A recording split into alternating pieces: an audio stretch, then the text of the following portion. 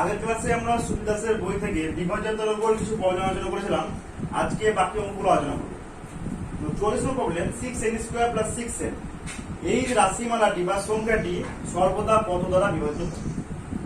আমি এই দুটো থেকে কত কমন হতে পারি? 6n যদি কমন নিই তাহলে পড়ে থাকবে n+1, তার মানে 6 × n × n+1। এখন n × n+1 বলতে কি বোঝায়? ক্রমিক সংখ্যার গুণ বোঝায়, মানে পরপর দুটি সংখ্যার গুণ বোঝায়। n কে যদি আমি 8 বলি তাহলে n+ হবে 9, মানে পরপর দুটি সংখ্যার গুণ। এখন ক্রমিক সংখ্যার গুণ সর্বদা কত দ্বারা বিভাজ্য হয়, বা পরপর সংখ্যার গুণ সর্বদা কত দ্বারা বিভাজ্য হয় তার টেস্টগুলো দেখছি। আমি যদি দুটো পরপর সংখ্যার গুণ করি 7 আর 8, বা ক্রমিক সংখ্যার গুণ করি, দেখতে পাবো ওদের মধ্যে আমি একটা জোড় সংখ্যা পাবোই। যদি 5 দিয়েও লিখি 5 × 6, তাও আমি 6 পাচ্ছি। তাহলে একটা কি আমি জোড় সংখ্যা পাচ্ছি, আর জোড় সংখ্যা সর্বদা 2 দ্বারা বিভাজ্য হবে। তার মানে পরপর দুটি সংখ্যার গুণ বা ক্রমিক সংখ্যার গুণ কি পাবো? 2 দ্বারা বিভাজ্য। দুটি ক্রমিক সংখ্যার গুণ সর্বদা 2 দ্বারা বিভাজ্য। এবার যদি 3টে নিই, 7 × 8 × 9, দেখতে পাচ্ছি যে তিনটে পরপর সংখ্যার গুণে একটা সংখ্যা আমি খুঁজে পাবো যেটা 3 দ্বারা বিভাজ্য হবে, সেটা হচ্ছে 9। এটা 3 দ্বারা বিভাজ্য হবে। আর একটা তো জোড় সংখ্যা আমি পাবোই, তাহলে আটটা থাকছে 2। তাহলে কত দ্বারা বিভাজ্য হচ্ছে? 2 আর 3, 3 দুগুণে 6 দ্বারা বিভাজ্য হবে। 6 দ্বারা বিভাজ্য হবে। এবার যদি আমি পরপর 4টে সংখ্যার গুণ নিই, পরপর 4টে সংখ্যার গুণে আমি এমন একটা সংখ্যা খুঁজে পাবো যেটা 4 দ্বারা বিভাজ্য হবে, আর একটা খুঁজে পাবো যেটা 3 দ্বারা বিভাজ্য হবে, আর একটা খুঁজে পাবো 2 দ্বারা বিভাজ্য হবে। তো দেখতে পাচ্ছি যে এটা 2 দ্বারা বিভাজ্য, এটা 3 দ্বারা বিভাজ্য, এটা 4 দ্বারা বিভাজ্য। মানে কত দ্বারা বিভাজ্য হচ্ছে? 3 দুগুণে 6, 24 দ্বারা বিভাজ্য। আরো একটা জিনিস আগের ক্লাসে আলোচনা করেছিলাম যে ফ্যাক্টোরিয়াল। 4 ফ্যাক্টোরিয়াল মানে 4 ফ্যাক্টোরিয়াল মানে 1 থেকে 4 পর্যন্ত সংখ্যার গুণ। 1 × 2 × 3 × 4। 5 ফ্যাক্টোরিয়াল মানে 1 থেকে 5 পর্যন্ত সংখ্যা পরপর। ঠিক আছে, তাহলে দুটি ক্রমিক সংখ্যার গুণে দেখতে পাচ্ছি আমি 1 × 2 যদি লিখে দিই, মানে এটা 2 ফ্যাক্টোরিয়াল দ্বারা বিভাজ্য হবে। তিনটি পরপর সংখ্যার গুণ যদি করি, তাহলে এখানে যদি 1 × 2 × 3 করে দিই, তাহলে তিনটি ক্রমিক সংখ্যার গুণ বা তিনটি পরপর সংখ্যার গুণ ফ্যাক্টোরিয়াল 3 দ্বারা বিভাজ্য হবে। একই রকম যদি এখানে একটা 1 গুণ করে দিই, তাহলে এটা 4 ফ্যাক্টোরিয়াল, মানে 4টি পরপর সংখ্যার গুণ বা 4টি ক্রমিক সংখ্যার গুণ সর্বদা 4 ফ্যাক্টোরিয়াল দ্বারা বিভাজ্য হবে। ঠিক আছে, এরকম করে আমি টেস্ট করতে পারবো। একই রকম যদি 5টি পরপর সংখ্যার গুণ কত দ্বারা বিভাজ্য হবে? 5 ফ্যাক্টোরিয়াল। আর 5 ফ্যাক্টোরিয়াল মানে 1 থেকে 5 পর্যন্ত সংখ্যার গুণ করলে হবে 120। ঠিক আছে, তাহলে এখানে আমি বলতে পারছি যে 6 × n × n+1, এই n × n+1 দুটি পরপর ক্রমিক সংখ্যার গুণ, দুটি পরপর সংখ্যার গুণ। তাহলে আমি 2 দ্বারা বিভাজ্য হবে, তাহলে 6 × 2, এই সংখ্যাটি 12 দ্বারা বিভাজ্য হবে। এই অঙ্কতে আরো চেঞ্জ থাকতে পারে, তার জন্য আমি পরপর বলে দিলাম।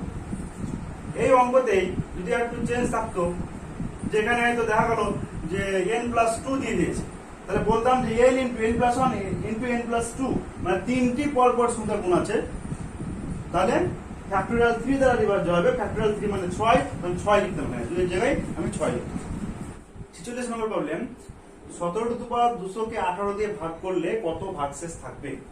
তো ওই টাইপের আরেকটা অঙ্ক দিয়েছি, যেখানে 1 বেশি দিয়ে ভাগ, এখানে 1 কম দিয়ে ভাগ। দুটোর ক্ষেত্রে আমি শর্ট ট্রিক্সে আলোচনা করি, শর্ট ট্রিক্সে কিভাবে করবো, তারপরে আমি ডিপলি আলোচনা করবো।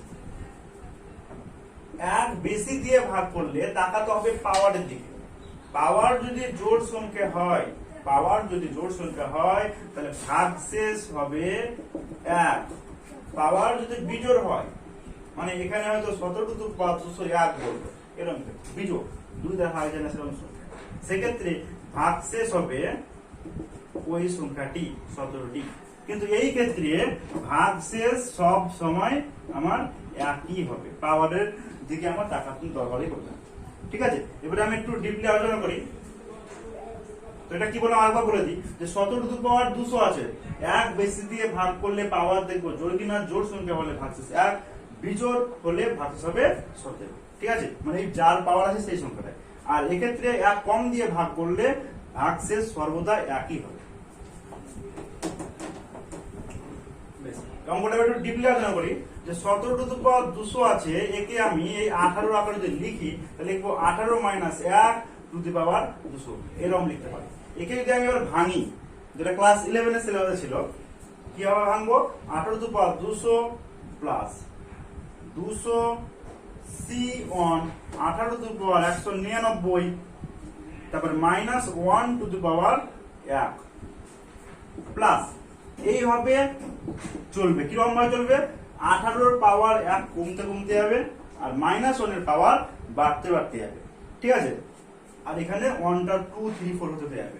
শেষমেশ যে টার্মটা পাবো সেটা হবে 200 C on 18 to the power 1 আর মাইনাস 1 টু দি পাওয়ার 199, আর লাস্ট টার্ম পড়ে থাকবে মাইনাস 1 টু দি পাওয়ার 200।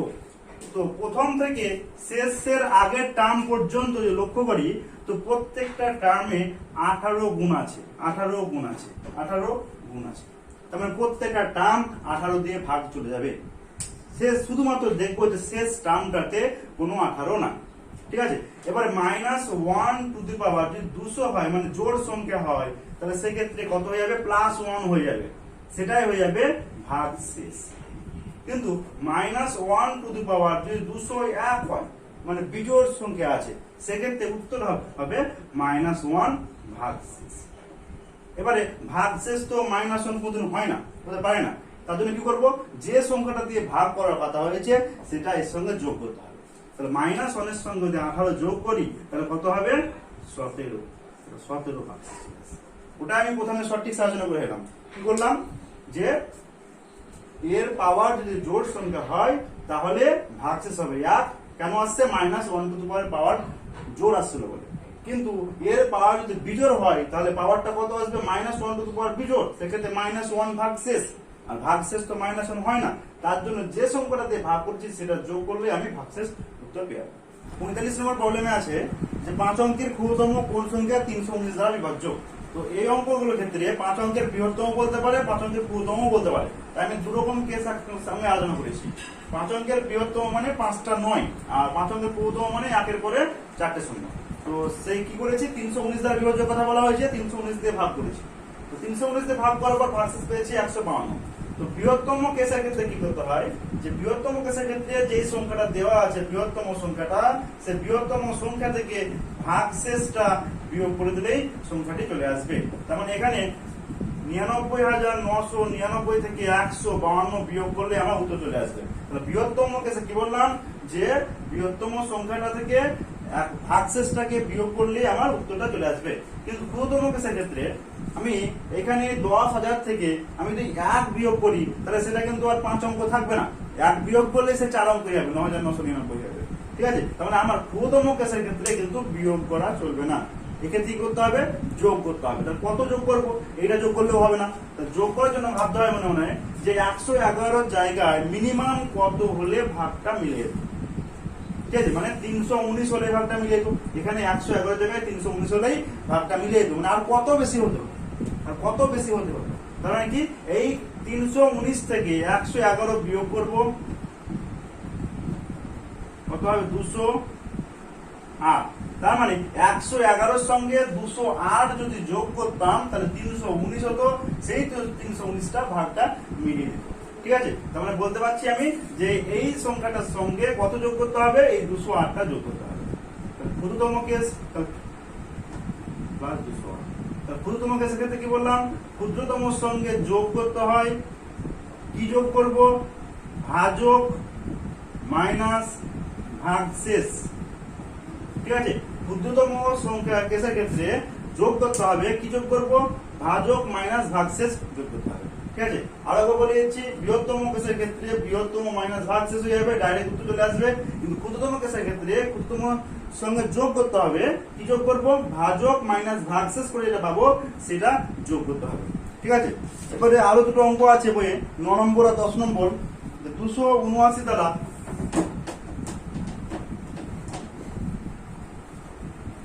9 নম্বর অঙ্কতে দেওয়া আছে 279 দ্বারা 5 অঙ্কের বৃহত্তম। কি করতে হবে? 279 দিয়ে 5 অঙ্কের সংখ্যা 5টা 9 একে ভাগ করতে হবে। যে ভাগশেষটা পাবো সেই ভাগশেষটা এখান থেকে বিয়োগ করলে উত্তর চলে আসবে। আমি যদি বলি যে ভাগশেষ 10 এসছে, তো সেই 10টা আমার বিয়োগ করতে হবে, বৃহত্তম মাইনাস ভাগশেষ, এটা নিজেরা করে নেবে। আর 10 নম্বর প্রবলেমে কি বলেছে, 476 দ্বারা বিভাজ্য 5 অঙ্কের ক্ষুদ্রতম সংখ্যা। 476 দিয়ে ভাগ করব 5 অঙ্কের ক্ষুদ্রতম সংখ্যাকে, ভাগশেষ পাবো। তারপরে কি করতে হবে, যে এর সঙ্গে যোগ করতে হবে, ক্ষুদ্রতম সঙ্গে যোগ করতে হবে। কত যোগ করতে হবে, এই দুটোর বিয়োগফল, এই ভাজক মাইনাস ভাগশেষ, এই দুটোর বিয়োগফল যোগ করতে হবে। তো এই দুটো তোমরা নিজেরাই করে নেবে, 9 নম্বর 10 নম্বর। এবার প্রবলেম আছে 8-টা, 1000 এর সঙ্গে কোন ক্ষুদ্রতম সংখ্যা যোগ করলে যোগফল 45 দ্বারা বিভাজ্য হবে। যখন যোগের কথা বলছে মানে ক্ষুদ্রতম কেসের কথা হয়ে যাচ্ছে, আর যখন বিয়োগের কথা বলবে তখন হবে বৃহত্তম কেসের মতো হয়ে যাবে। তো 8 নম্বর অঙ্ক, 1000 এর সঙ্গে কোন ক্ষুদ্রতম সংখ্যা যোগ করলে যোগফল 45 দ্বারা বিভাজ্য হবে। তাহলে এখানে কি করবো, 1000 কে 45 দিয়ে ভাগ করব, 45 দুগুণ 90, 10, 45 দুগুণে 90, 10। তাহলে এই 10টা তো বিয়োগ করতে পারিনি, যোগ করতে কথা বলেছে। তাহলে কত যোগ করব, এইটা বললাম যে যখন যোগের কথা বলবে তখন ক্ষুদ্রতম কেসের মতো হবে, আর বিয়োগের কথা যখন বলবে তখন বৃহত্তম কেসের মতো হবে। তাহলে এখানে কত যোগ করব, 45 মাইনাস 10 করলে কত পাচ্ছি, 35, মানে ভাজক মাইনাস ভাগশেষ, এইটা যোগ করলে উত্তর চলে আসবে 35। 11 নম্বর প্রবলেমে পূর্ববর্তী সংখ্যা বার করতে বলা হয়েছে এবং 12 নম্বর প্রবলেমে পরবর্তী সংখ্যা বার করতে বলা হয়েছে। তো পূর্ববর্তী সংখ্যা বিয়োগ করলেই পাওয়া যায়, আর পরবর্তী সংখ্যা যোগ করলে পাওয়া যায়। তো পূর্ববর্তী সংখ্যা বিয়োগ করলে পাওয়া যায়, আর বিয়োগ কোন কেসের ক্ষেত্রে বলে এলাম, বিয়োগ করতে হবে বৃহত্তম কেসের ক্ষেত্রে মতো, ঠিক আছে। আর পরবর্তী সংখ্যা কি করলে পাওয়া যায়, যোগ করলে পাওয়া যায়। আর যোগ কোন ক্ষেত্রে করতে বলছিলাম, যোগ হবে ক্ষুদ্রতম কেসের ক্ষেত্রে। তো বৃহত্তম কেসের ক্ষেত্রে কি বলে এলাম, যে বৃহত্তম সংখ্যা থেকে শুধু ভাগশেষটা বিয়োগ করতে হবে। বৃহত্তম কেসের ক্ষেত্রে বৃহত্তম সংখ্যা থেকে ভাগশেষ বিয়োগ করতে হয়। তাহলে এক্ষেত্রে সংখ্যাটি কত হয়ে যাবে, এই সংখ্যা থেকে শুধু 5 বিয়োগ করতে হবে, শুধু 5 বিয়োগ করতে হবে, তাহলে আমি পূর্ববর্তী সংখ্যা পেয়ে যাবো। এর পরবর্তী সংখ্যার ক্ষেত্রে কি বললাম, যোগ করতে হয়। যোগের ক্ষেত্রে ক্ষুদ্রতম কেস, আর ক্ষুদ্রতম কেসের ক্ষেত্রে কোনটা যোগ করতে হয়, এই ক্ষুদ্রতম কেসের ক্ষেত্রে যোগ করতে হয়। কত যোগ করব, ভাজক থেকে ভাগশেষ বিয়োগ করে যোগ করতে হয়। তার মানে 17 থেকে 11 বিয়োগ করব, 6 হবে, সেই 6টা যোগ করতে হবে। তাহলে কত সংখ্যা হবে, 29 প্লাস 17 মাইনাস 11, এইটা কত আসবে 6, সেই 6টা যোগ করতে হবে। তাহলে আরেকবার বলি, পূর্ববর্তী সংখ্যা বার করতে হবে ক্ষেত্রে বৃহত্তম কেসের মতো হবে, মানে শুধু ভাগশেষটা বিয়োগ করলে হয়ে যাবে। আর পরবর্তী সংখ্যা বার করার ক্ষেত্রে যোগ করতে হয়, আর যোগ মানে ক্ষুদ্রতম কেসের মতো হবে, তার মানে ভাজক মাইনাস ভাগশেষ করে সেটা যোগ করতে হবে, ঠিক আছে। 13 নম্বর প্রবলেমে নিকটবর্তী সংখ্যা বার করতে বলা হয়েছে। তো নিকটবর্তী ক্ষেত্রে তোমার চেক করে দেখতে হবে যে পূর্ববর্তী আর পরবর্তী দুটোর মধ্যে কোনটা নিকটবর্তী হচ্ছে, ঠিক আছে। তো পূর্ববর্তীর ক্ষেত্রে বিয়োগ করতে হয়, আর পরবর্তীর ক্ষেত্রে যোগ করতে হয়। তো পূর্ববর্তী ক্ষেত্রে বিয়োগ করতে হয়, কত বিয়োগ করতে হয়, যেটা ভাগশেষ সেটাই বিয়োগ করতে হয়, মানে এখানে আমার 1 বিয়োগ করতে হবে, ঠিক আছে। আর পরবর্তীর ক্ষেত্রে যোগ করতে হয়, কত যোগ করতে হয়, ভাজক মাইনাস ভাগশেষকে যোগ করতে হয়। তাহলে 11 মাইনাস 1 করলে কত হয়, 10 যোগ করতে হবে। তাহলে পূর্ববর্তী সংখ্যা 1 বিয়োগ করে পাওয়া যাবে, পরবর্তী সংখ্যা 10 যোগ করে পাওয়া যাবে। কোনটা নিকটবর্তী পাবো, আমি 1 বিয়োগ করলে আমি নিকটবর্তী পাবো, তাহলে আমার 1 বিয়োগ করে উত্তর চলে আসবে। তাহলে 2135 থেকে যদি 1 বিয়োগ করি 2134, এটা আমার নিকটবর্তী উত্তর চলে আসবে, এটা কিন্তু দুর্যোগ চলে যাবে, ঠিক আছে। এবারে প্রবলেম নাম্বার 5,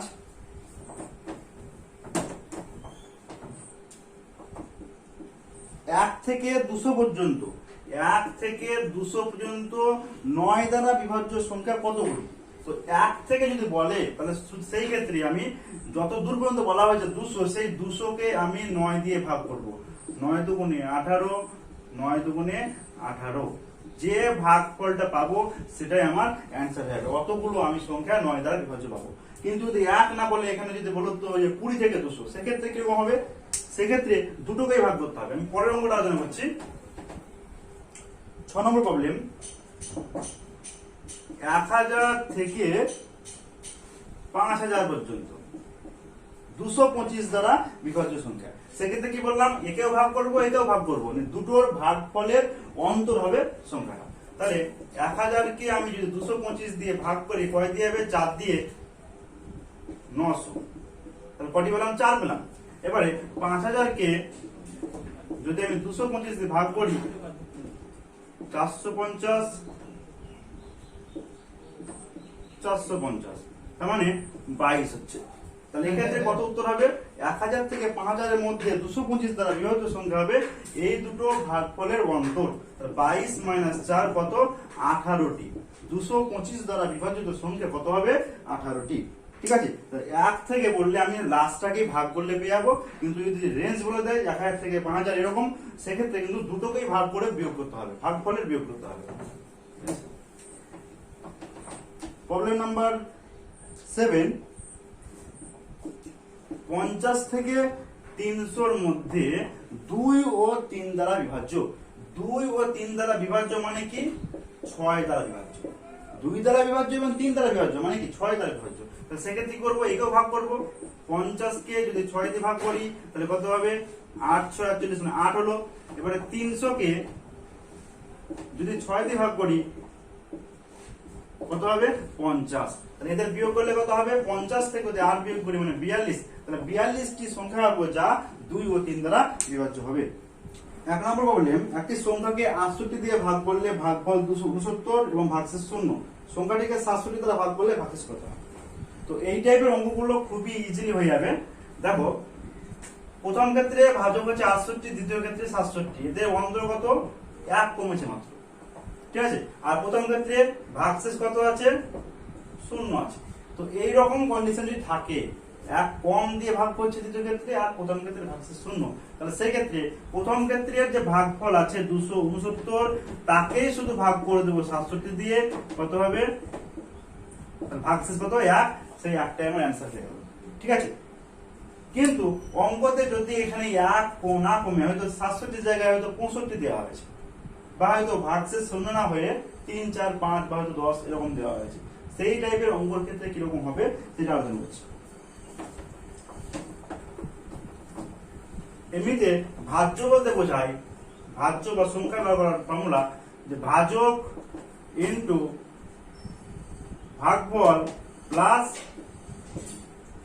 ভাগশেষ। তাহলে এই ক্ষেত্রে ভাজ্যটা কি হবে? 68 ইনটু 269, তাই তো, আর ভাগশেষ প্লাস 0, এটা হওয়ার কথা। কিন্তু অঙ্কতে যদি ভাগশেষ 0 না বলে হয়তো দেখা গেল 10 বা 15 বলেছে, আমি ধরলাম 15 বলেছে। আর দ্বিতীয় ক্ষেত্রে ভাজক যে 67 দেওয়া ছিল সেই 67 না হয়ে আমি ধরলাম ওইটা 65। দ্বিতীয় ক্ষেত্রে ভাজক 65 আর ভাগশেষ 15। তাহলে এইরকম অঙ্কের ক্ষেত্রে কিরকম করবো? 68 কে আমি 65 রাখা লিখি, তাহলে কি লিখবো? 65 প্লাস 3 ইন্টু 269 প্লাস 15। এইটা দিয়ে 269 দিয়ে যদি এইটাকে আমি গুণ করি, ভেঙে দিই, তাহলে কি লিখবো? 65 ইন্টু 269 প্লাস 3 ইন্টু 269 প্লাস 15। এখন এখানে দেখতে পাচ্ছি যে এই টার্মটার মধ্যে 65 ভরা আছে, তার মানে 65 দিয়ে এই টার্মটা ভাগ যাবে। তাহলে আমার কাকে চেক করতে হবে? শুধু ভাগ, এই পুরো টার্মটাকে চেক করলেই হয়ে যাবে। তাহলে সঠিক সে যদি আমি বলি, তাহলে কোন টার্মটাকে শুধু ভাগ করতে হবে? যে প্রথম ক্ষেত্রে 68 ছিল আর দ্বিতীয় ক্ষেত্রে 65, কত ডিফারেন্স? 3 ডিফারেন্স। তাহলে যত ডিফারেন্স, সেই ডিফারেন্সের সঙ্গে ভাগফল, ভাজকের অন্তর, ভাজকের অন্তরের সঙ্গে প্রথম ক্ষেত্রের ভাগফল গুণ করব, তার সঙ্গে ভাগশেষ যোগ করব, এইটাকেই চেক করতে হবে শুধু। ঠিক আছে, এবারে প্রথমে যে অঙ্কটা আলোচনা করলাম সেখানে কি ছিল? ভাজকের অন্তর 1 ছিল আর এটা 0 ছিল। 1 ইন্টু 269 প্লাস 0 কত হয়েছে? 269। শুধু 269 কে চেক করে হয়ে গেছে আমার। কিন্তু অ্যাকচুয়ালি কিন্তু অঙ্কটা কিরকম হচ্ছে যে ভাজকের অন্তর, ভাজক কত কমেছে সেটার সঙ্গে ভাগফলের গুণ করে প্লাস ভাগশেষ করতে হবে, এইভাবে অঙ্কটা করতে হবে। যদিও এই টাইপের অঙ্ক আসবে না, পরীক্ষা আসলে তোমাদের ক্ষেত্রে দেখবে যে ওই প্রথমে যেটা দেওয়া আছে সেটাই আসবে।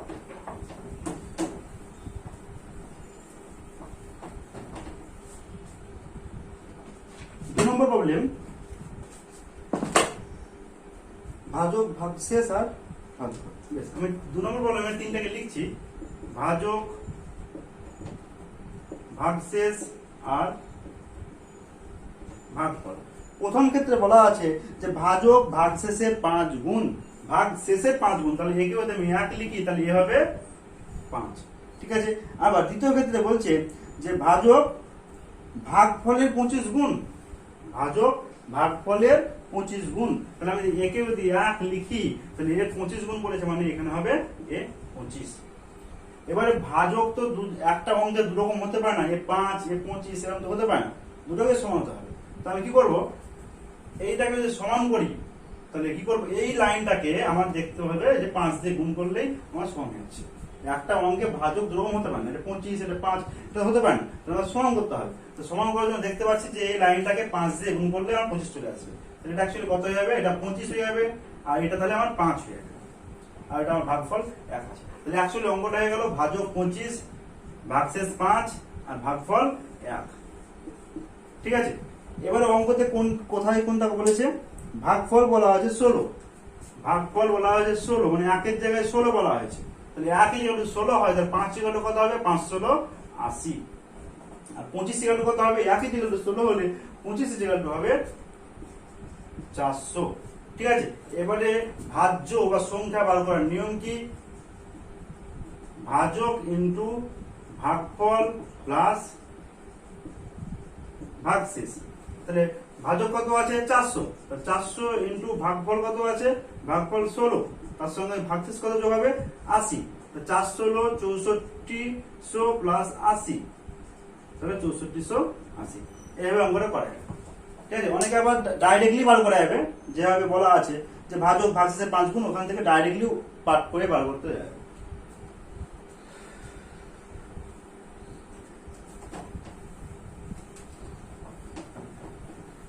তিন নম্বর প্রবলেম,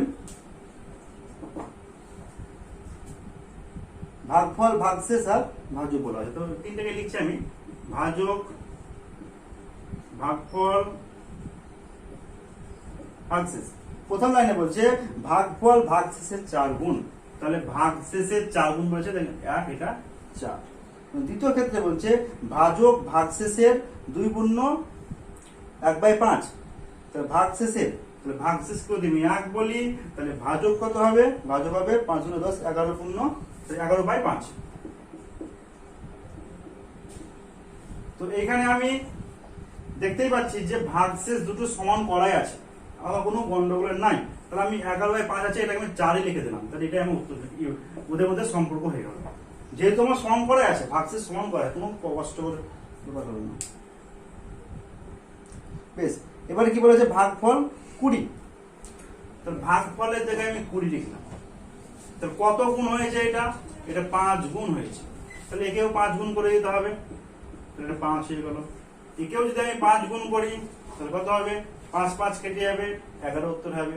এখন ভাজ্যর ফর্মুলা, ভাজক ইন্টু ভাগফল, ভাজক ইন্টু ভাগফল করলে হবে 11 ইন্টু 20 প্লাস 5, তাহলে কত হবে 220 প্লাস 5 225, ঠিক আছে। তাহলে এখানে আমি তিনটে একটা একসঙ্গে রিলেশন তৈরি করে অঙ্কটা করেছি। ভাগশেষ এখানে সমান ছিল বলে কোনো ঝামেলা করতে হয়নি, কিন্তু আগের অঙ্কতে আমার কিন্তু ভাজক আলাদা ছিল, তাই ভাজকটাকে সমান করেছিলাম।